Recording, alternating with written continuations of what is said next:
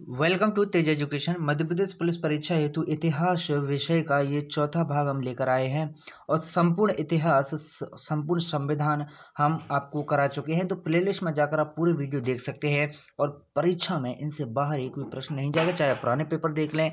आइए शुरू करते हैं। सबसे पहला प्रश्न है कि निम्न में से किस बौद्ध ग्रंथ में 16 महाजनपदों का उल्लेख किया गया है? तो ऐसा कौन सा बौद्ध ग्रंथ है जिसमें 16 महाजनपदों का उल्लेख आपको मिलता है? तो हमेशा याद रखिएगा कि अंगुत्तर निकाय, कौन सा? अंगुत्तर निकाय बौद्ध ग्रंथ है जिसमें 16 महाजनपदों का उल्लेख मिलता है। ओके, विकल्प ए इसका सही जवाब है।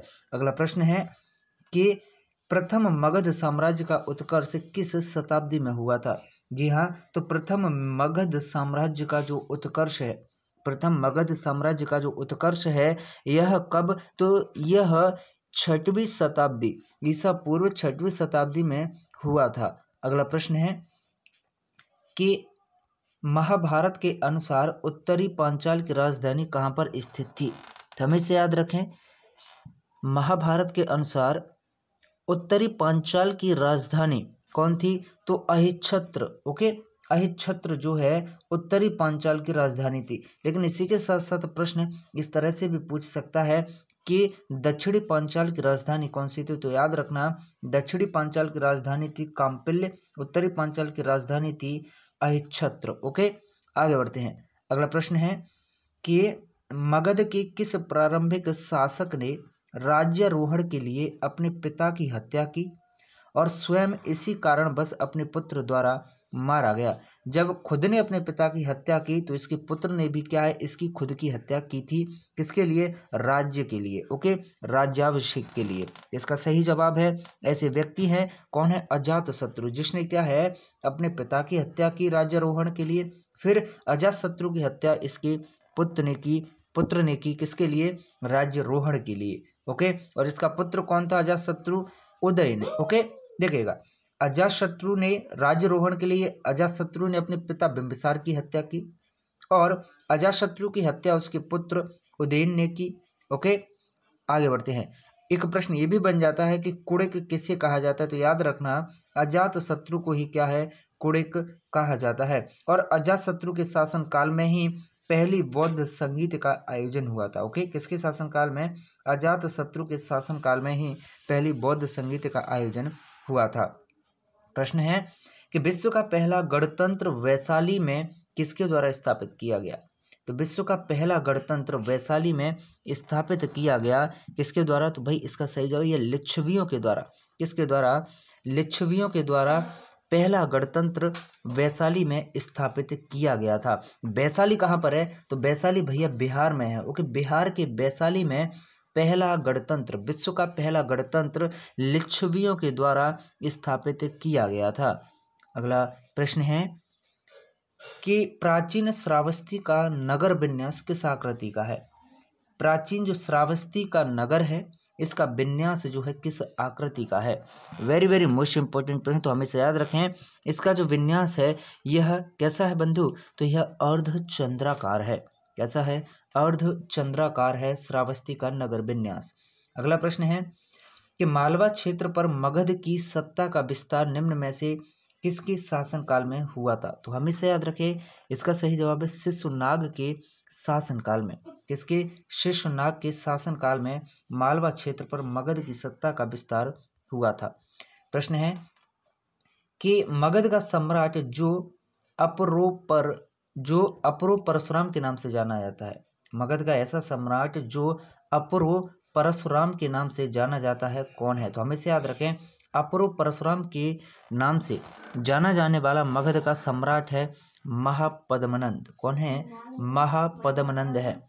अगला प्रश्न है कि प्रारंभिक गणतंत्र में कौन सा नहीं था? वेरी वेरी मोस्ट इंपॉर्टेंट, हमने अभी देखा था कि जो पहला गणतंत्र था विश्व का, वो कहाँ पर? वह वैशाली में लिच्छवियों के द्वारा स्थापित किया गया था। और प्रारंभिक गणतंत्र इनमें से कौन सा नहीं था? तो युद्धेय। ओके, विकल्प सी इसका सही जवाब है। अगला प्रश्न है मगध की राजधानी कौन सी हुआ करती थी? जी हाँ, मगध की राजधानी कौन सी हुआ करती? तो याद रखिएगा, गिरिव्रज या फिर राजगृह जो है मगध की राजधानी हुआ करती थी। अगला प्रश्न है कि चेद वंश का राजा खारवेल किस क्षेत्र से संबंधित था? क्या है? चेद वंश का राजा खारवेल किस क्षेत्र से संबंधित था? वेरी वेरी मोस्ट इंपॉर्टेंट प्रश्न। तो इसका सही जवाब है कलिंग। ओके, विकल्प बी इसका सही जवाब है। अगला प्रश्न है कि शिशुनाग वंश का वह शासक जिसके शासनकाल में वैशाली में द्वितीय बौद्ध संगीति का आयोजन हुआ। अभी हमने ऊपर देखा कि प्रथम बौद्ध संगीति का जो आयोजन है वह अजातशत्रु के शासनकाल में हुआ। अजातशत्रु ने अपने पिता बिंबिसार की हत्या की और अजातशत्रु के पुत्र उदयन ने किसी अजातशत्रु की हत्या की थी। ओके, और जो दूसरी बौद्ध संगीति है, दूसरी बौद्ध संगीति जो है यह कालाशोक के शासन काल में हुई थी। किसके? कालाशोक के शासन काल में दूसरी बौद्ध संगीति का आयोजन किया गया था। प्रश्न है, गोदावरी नदी के तट पर स्थित महाजनपद कौन सा था?